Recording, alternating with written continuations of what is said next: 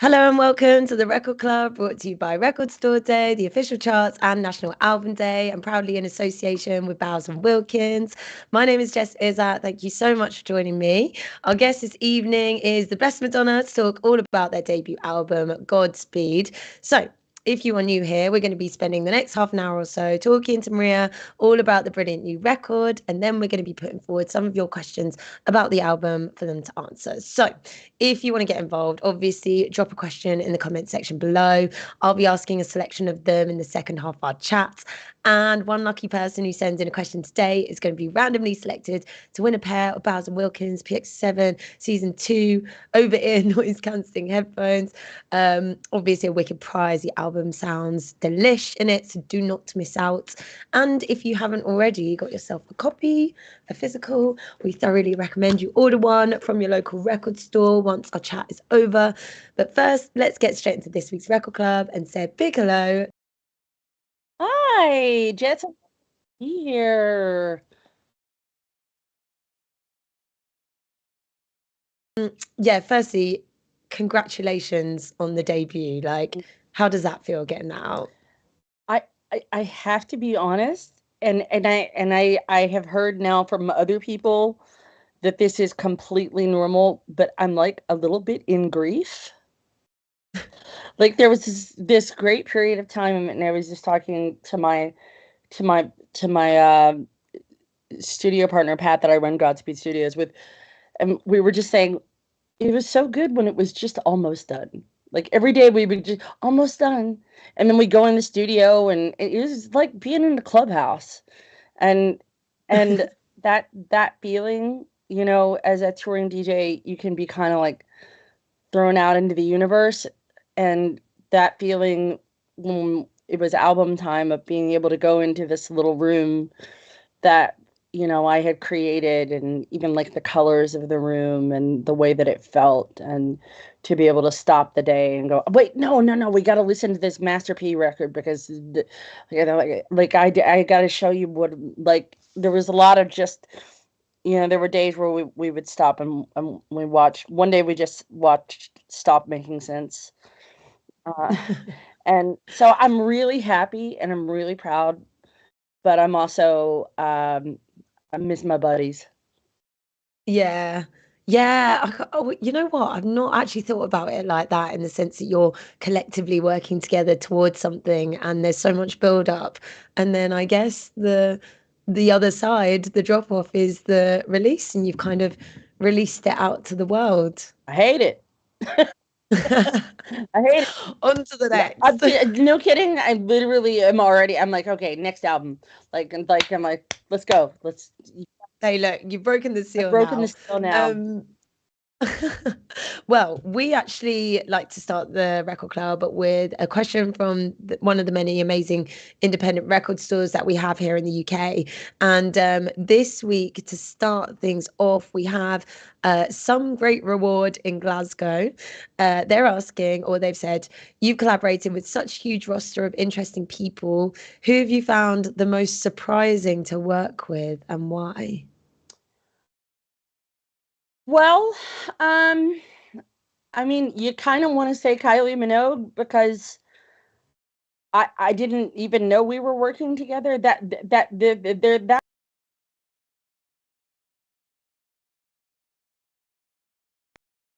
star of Edge of Saturday Night, which was actually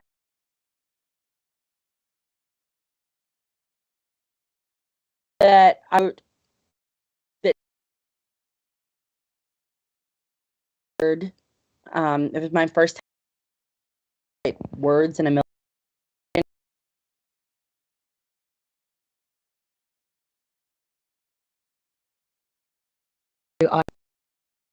Icon, absolute icon. And but we were met. We were just put into a room together when I was Warner, and I had never been in like a session like that. I just because I'm just a dirtbag, like rave person.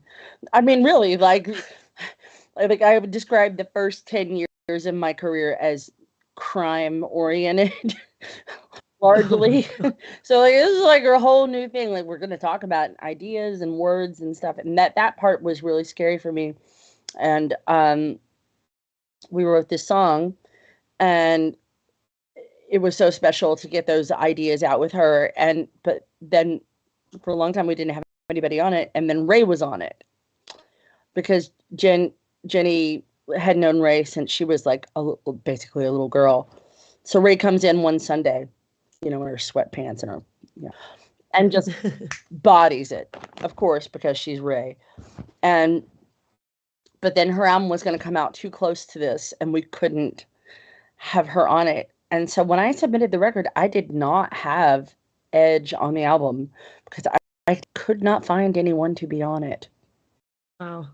Yeah, who do you replace Ray with? No one ever. I mean, you can't. It's going to be a totally different thing. But what I didn't know is that someone had sent it to Kylie Minogue, and so I submitted the album, and Ed was not on it because I didn't have anybody. And then like I think 2 days after I submitted it, my manager texted me and said, "You're going to get a phone call and you're going to want to answer it." And I was like, I will, but like, I don't like surprises. What's going on here? And he's like, Kylie Minogue cut Edge, and it's going to be on your album, but she wants it on hers too. Oh, okay. And I was like, what? Wait, what? I had never talked to her. I didn't know she had it. I didn't know anything. So that was very surprising. It was very surprising that, like, I thought, like, wait a minute, is Kylie going to sing about, like, being in a bathroom stall with 6 people? Like, what's going on? Like, is that actually going to happen? And, like, like, the little middle 8, that, it was a totally different thing when Ray was saying, in my tracksuit, man's still notice. Like, is Kylie going to say that? And so it was this, like, freak out. So it was very surprising, but also like so glorious and good because she is just the best person, and I love her so much. I love Kylie. I feel like that we could just do the entire interview probably about Kylie, and I think there's lots of people probably listening being like, imagine if we didn't have that record. So whoever sent that tune to Kylie is an absolute angel. I also noticed actually, and this kind of links in well with Kylie as well, in your thank yous to Jin. This is a story that I wanted to hear because you mentioned that you've been already shouting from the rooftops, your love for her, but your rooftop or mountains, I think the word is. But the mountain is actually a mic in Pikes, and for anyone for some reason who doesn't know, Pikes is legendary in Ibiza in terms of venues. Can you talk to me about this story? So when I realized that I was not hallucinating and that I did actually have the vocals from Kylie for Edge, I went in and inserted them, and and I was like, oh my, it actually, like, this totally works, is going to happen. And then it was like, okay, well, we're going to put it out right now. It was like, this is like 3 seconds. And I texted Jenny. I was like, Jenny, you are never going to believe this. And at the time, Jenny was extremely pregnant. And when we were kind of deciding how to release Edge and maybe to make a video, I immediately said, well, we should go to Pikes. Which is, many British people will know it as the location of the Club Tropicana video by Wham, and and also Freddie Mercury used to live there.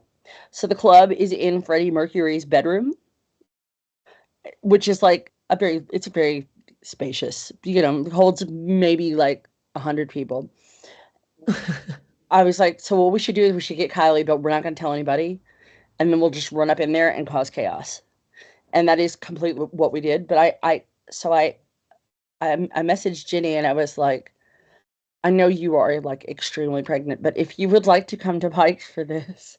And she's like, I'm in Greece, but you know what? I'm going to fly in.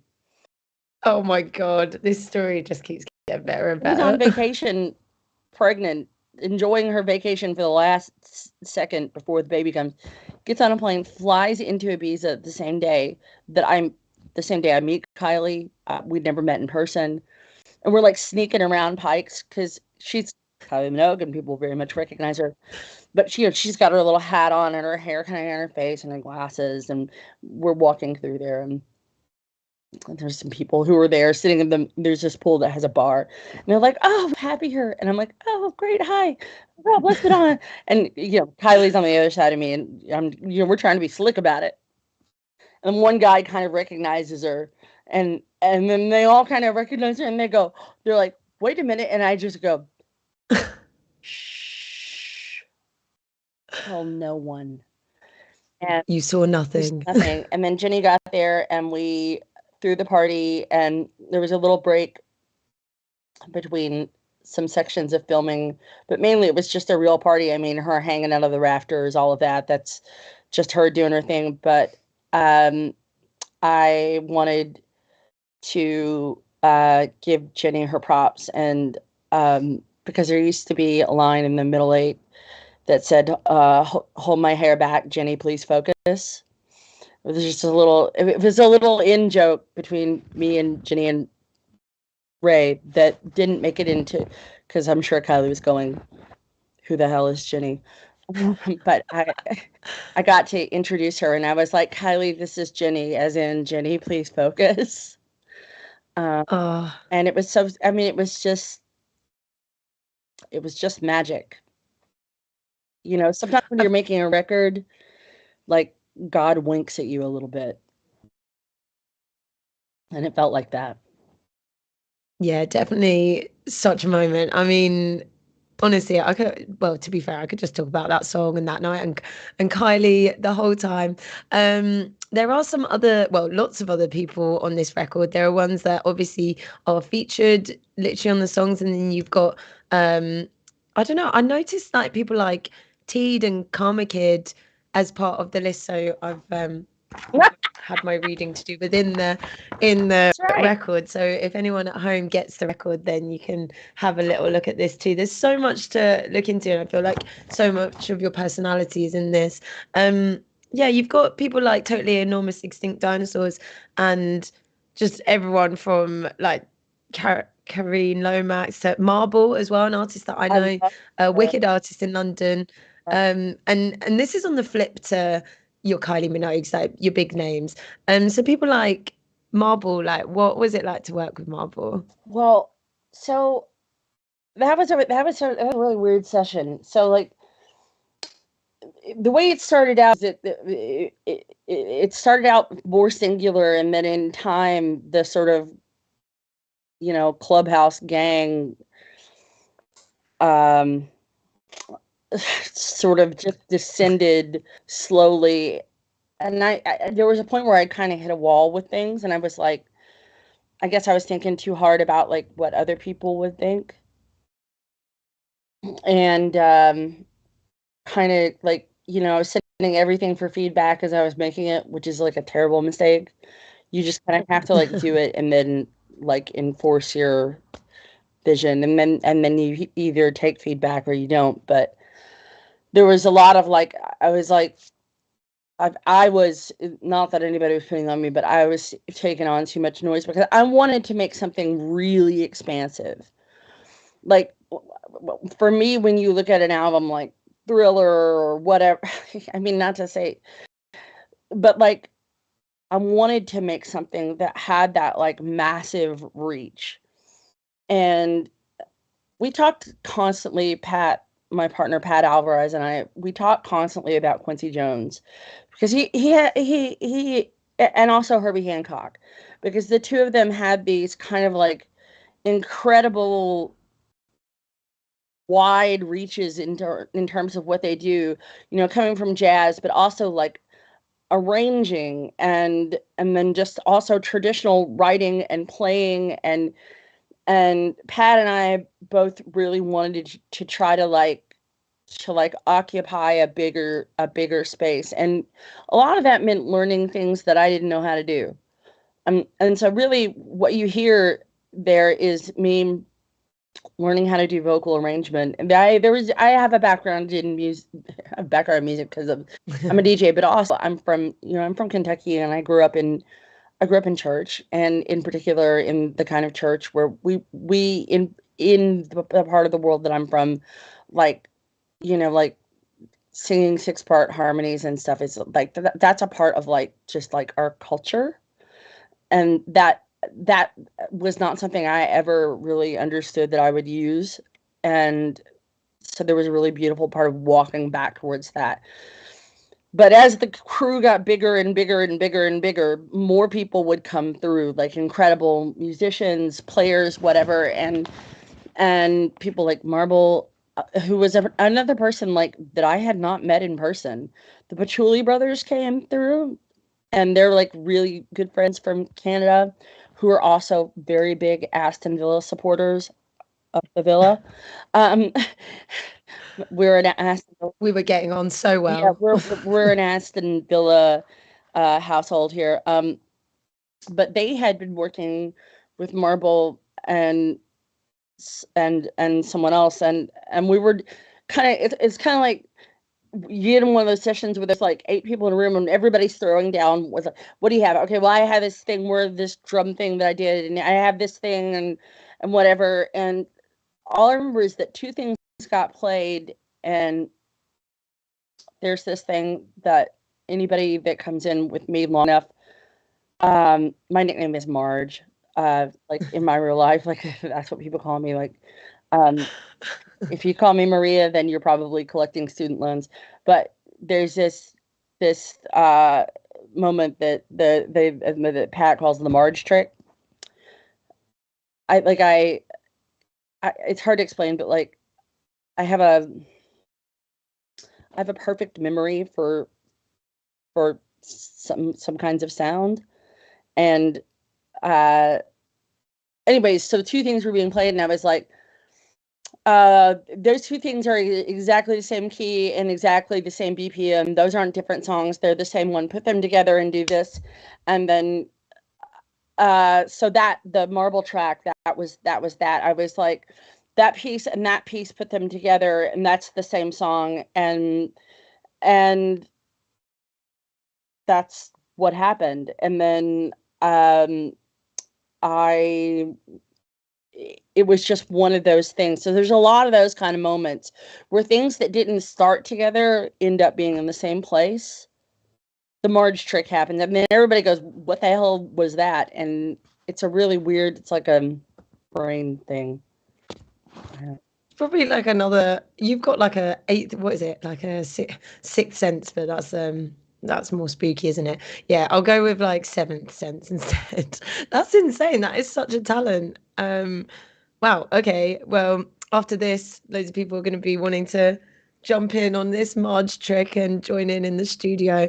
I have to say the Joy Crooks collaboration as well is something that I'm really, really obsessed with. I feel like as someone, I've known Joy Crooks for a minute, like previous to her album, and I feel like this is a tune that we're hearing her like totally different to what we've ever heard Joy Crooks for. I've heard her songs remixed and stuff like that, but I think this is completely different.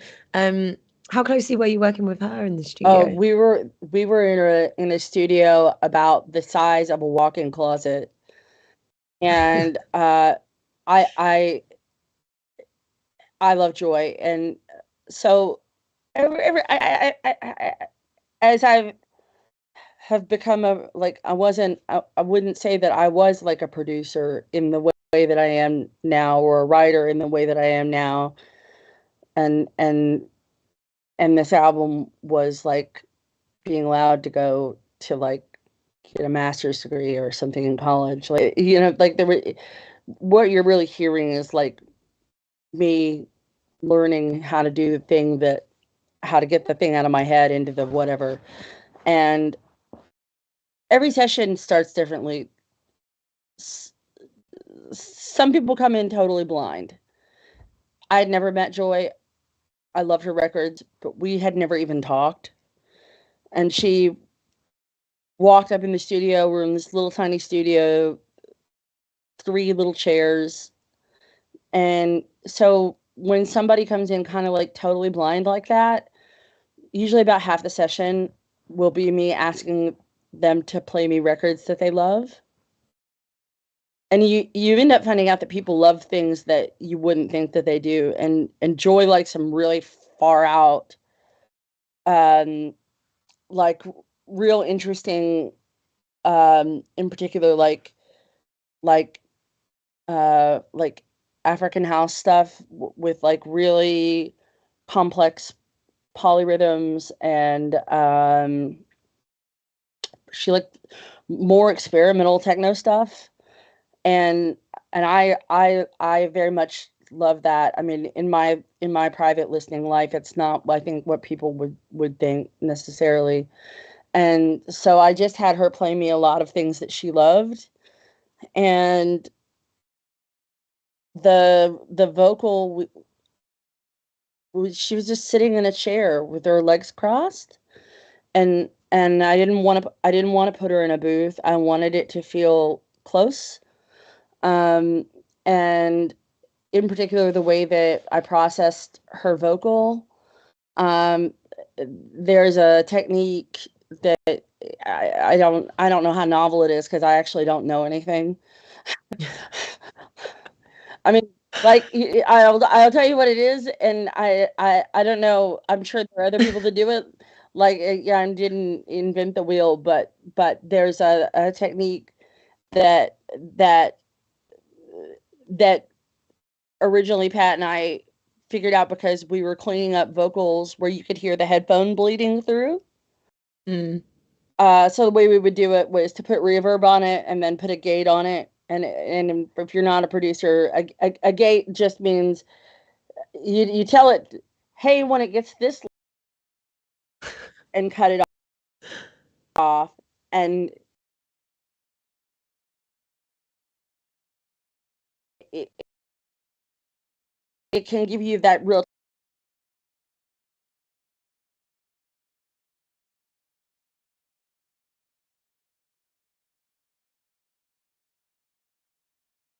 realize we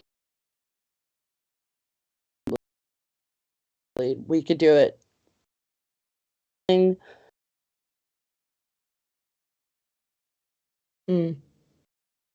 Everything sounding like it was in a garbage can. One of my real persnickety engineer things is everybody wants more reverb, and everybody wants more auto tune. Everybody wants more, and I actually don't like those things. So Joy is not tuned at all. Mm. Live, it's one take. It's with almost nothing on it, and everything in it is really controlled with very simple functions, so that you feel like she's right in your face, and feel intimate. And in general, with this album, not just sonically but writing wise and all of that, one of the really like one of the really important things that was a through line for every song, sonically, but also the words, the ideas, was I have struggled with dance music lately, because I feel like when I hear records, most of them that are popular, I don't actually know anything about anybody involved, because Mm. it comes out of a writer's room with 25 people. It probably got pitched to 7 artists. It's not really about anything, AI could have written it. It's, I love this party, and I want to go home and the sun rise and whatever. Like, it's just kind of like, like Yahtzee. Like, it doesn't have any meaning. And for me, I wanted very much sonically, but also just writing wise, to get into like painful places and close places. And I think what Joy had to say was really tender and vulnerable. And when you hear it, you know more about her, and you know more about what we were trying to say. I'm sorry, that was a longer answer than you wanted, but I always say, I always say, like, we got to get out of the way of the vocal. Like, Mm. we got to get out of the way of it. I feel like, to be fair, what you've just said about that, speaks volumes about how you've approached the rest of the record, and that's why all of them are so different. And you're showcasing so many different parts of dance music, but not just like, I'm not saying just types of dance music. It's like energies and different flows, and like what you just said there in that answer actually encapsulates it for the rest of the record. So that's why it's a big record. That's why there's so many people on it, and that's why each of them probably mean so much to you, and so many different things. I'm going to hit the fan questions because Let's go. that's what we need to do. We're running out of time. Paul on the Record Club's Facebook says, hi, amazing albums with 24 tracks. Which of them was the hardest to make? Oh, Brand New for sure. There's probably 100 versions of that. And also, so Brand New sounds like it's recorded with like a choir and an orchestra and all kinds of things, and that is not, it is one dude singing, and then we built a choir out of just anybody that would pass through the room. Like, I'm a little piece of it, Jin's a piece of it, Marea Hazel's a piece of it, and then we just learned to build these like 20 and 30 piece like stacks and then split them or whatever. And then the same thing with strings. Like, when you hear a string on there, that is for sure me. But there was just many revisions of it and different ideas. And that's a really important and good place to say, like, okay, when you see Teed in there, sometimes when we get stuck, we would just pop something over to somebody else and be like, okay, break it. What's the matter with this? And he would come back and maybe what he would add wouldn't stick. Like, I think of what he added, like, probably the main thing is the little housey piano. And that was what was missing. That one piece he understood that, like, I wanted it to have that, like, Andrew Weatherall feel, that kind of, and he dialed in on that one section. And so I think you did, like, it was a really difficult, but in a beautiful way. It's my favorite record of the album, and James Vincent McMorrow, yeah, geez, he's so good. But yeah, that one, just in terms of production, because it was produced like we had like a lot, and it was actually made in a room, about the size of my bathroom. I love that. Yeah, James Vincent McMorrow is like such a bit of a curveball, but then actually when you listen to the rest of the record, it makes sense. We have Jason, who is asking on the Record Club's YouTube, is there anyone that you would have liked to collab for Godspeed? Is there anyone you would have liked to collab for Godspeed and would want to in the future? I'm guessing one that you didn't already, and I'm gonna say not Ray as well, because I know she was meant to be on there. And then no, I've got a real curveball for you that I don't think it's totally out of the question, because randomly she texted me, Brandi Carlile. Oh. And it was just so weird, because we were playing like phone tag, and I don't really even know what she wanted. I was gonna say, what was it about music, or? I mean, I assume so. She DM'd me and asked for my phone number. Okay.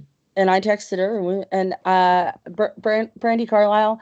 I mean, again, I'm from the South, and I Brandi Carlile is not, but like I long for that kind of thing. I mean, the really obvious answer here is Chappell Rowan, who is another person that I think that, certainly there's some experience there that I can relate to. Pink Pony Club could have been the story of my life. I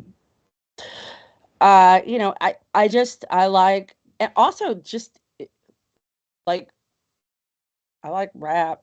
Like, in my fantasy, I'm writing for like, Skepta or whatever. I mean, this could happen. There are so many rappers that I think would literally launch themselves at you. Hold tight, the Record Club viewers and listenership, they're going to be coming for you with their verses, I'm sure. We also have Dean on the Record Club's Facebook who says, "Hi Jess, hi Maria. My question is, if you could relive one moment from your career through a fan's eyes, what would that moment be?" Through a fan's eyes.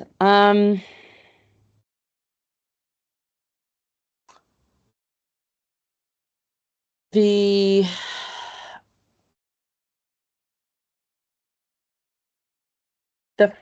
first time I played Carry Me Higher in Smart Bar, that was a weird one because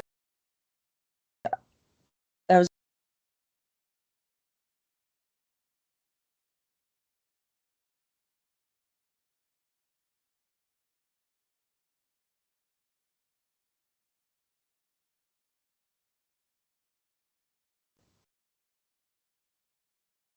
in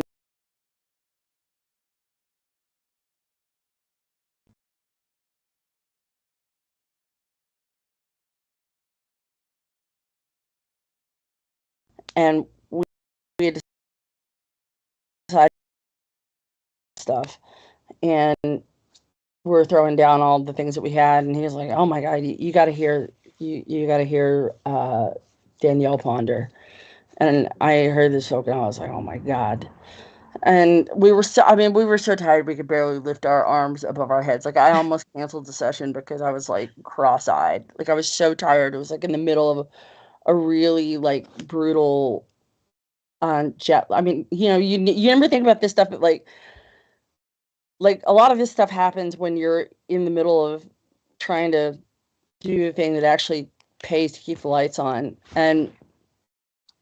But Danielle's vocal, I was like, whoa, whoa, whoa, whoa, whoa. And they had already started a thing, and I was like, okay, this is really good, but like, can we just, I always do this thing, can we just listen to some records? I'm like, I want to, because that's how my brain is. I'm always kind of like, it's like GPS, you orient yourself by a bunch of satellites in space. And when I'm trying to find a place that I want to go, I'm like, okay, I need to play you like 10 records, and then we're going to do this thing. And I remember I played, the boys had not heard Romanthony, like Let Me Show You Love, Wanderer, all that stuff. And I was really thinking about like all this real like minimal, like Jersey, like bass heavy early 90s thing. And I love records that only have like 4 or 5 sounds in them. And sometimes I'll try to do a thing where I'm like, okay, we can't have more than 4 sounds in this at any time. And I was like, let's get down to the basics. I was like, let's just like, I just want let's just start with a tuned 808. And that's going to be the whole thing. Like we didn't have a kick drum, we didn't have anything. And it was just like Daniel's voice again, like get out of the way of it. And I didn't want to time stretch it. I wanted to cut it like people would do before. So it was like, okay, we're not going to time stretch anything. We're going to cut it like as if it was razor and tape. So it has that like snappy feel.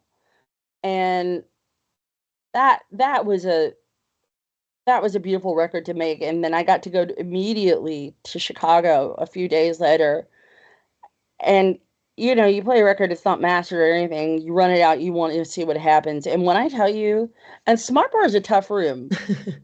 Like, it's either good or it isn't. Chicago will boo you. Like, if they don't like it, you will know for sure. And that room, I will never forget the way that was. Like, it was just, when the break came in, it was just like pandemonium.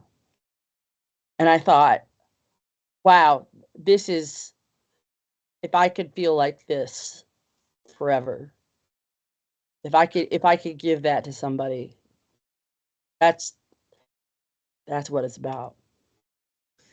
Damn, what a memory. I mean, bottle that one up. And Dean, thank you so much for your question, because honestly, that was a journey. I can't lie. I feel like you dropped some Maria Marge tricks in there as well. A few gems. There's a bunch of weird ones. You're giving away too much of your knowledge. I feel like also you trying to say that you're some sort of that you don't know what you're doing is honestly just beyond me. But I feel like that was probably one of the most technically informative record clubs that we've had. That is actually all we have time for, which is a travesty, because I was also going to ask, actually very quickly, where is this photo? Where is this from? Oh, it's a recreation of a photo taken of a Pentecostal church near where my family's from. We decided to recreate it, and some of the hands in it, it's of people laying hands. If you're Pentecostal, you do a thing where when you pray over somebody, you put your hands on them to heal them, and it's a really beautiful, tender thing. But if you'll notice, actually, there's a couple of faces in there that you might recognize if you look closely. One of them is in Paranoid London. Oh, okay. We're going to have to study this. And also, you lot at home are going to have to get your own copy.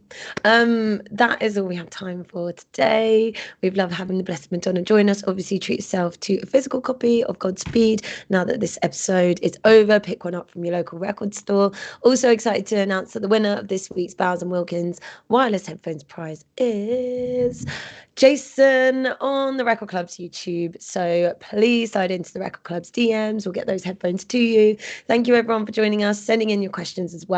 This and all previous episodes are available to watch back on Spotify or YouTube. I'll see you for the next episode of the Record Club. But for now, the Blessed Madonna, thank you so much for joining us. Yes, thank you so much for your kindness and your incredible questions. It was really an honor to be here and a pleasure to talk about this stuff.